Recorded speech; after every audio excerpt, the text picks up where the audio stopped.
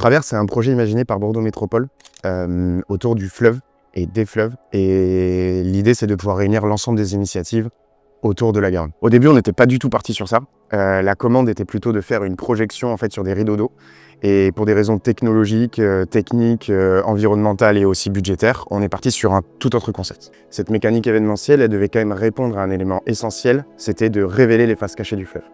Donc il fallait à la fois trouver une mécanique événementielle pertinente, qui puisse avoir une implantation à l'échelle du fleuve, qui est quand même assez grande, et de pouvoir couvrir les 4 jours. L'ensemble de ce parcours, le thème était le fleuve caché. C'est aussi quand la nuit tombe que le fleuve disparaît puisqu'il est plus éclairé. Et toute la question était de rendre un peu de visibilité à toutes ces choses qu'on ne voit pas d'habitude. Donc du coup, on a imaginé en fait une exposition à ciel ouvert avec des petites implantations qui permettent de mettre justement en avant, d'inviter les participants ou les participantes à la découverte des faces cachées du fleuve en utilisant les éléments naturels, mais aussi les éléments architecturaux qui sont présents tout au long du fleuve.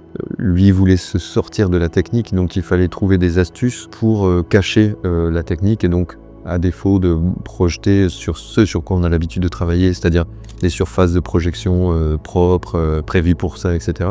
On a réfléchi à d'autres supports de diffusion et c'est là que notamment sont intervenus les filets. Donc on a fait des tests sur différents filets de pêche en fonction des tailles de maillage, etc. C'est là où c'était réellement intéressant de travailler avec Olivier qui nous a un peu poussé dans ces recherches-là. Dans notre mission, le Bordeaux Métropole nous a demandé de travailler avec Olivier Crozel, qui était déjà un artiste implanté localement, qui avait déjà travaillé autour des questions du fleuve. Et donc il apparaissait normal pour nous de pouvoir se mettre à son service et de pouvoir faire en sorte qu'on puisse lui proposer la meilleure mécanique événementielle et le meilleur dispositif technique pour réaliser ses œuvres.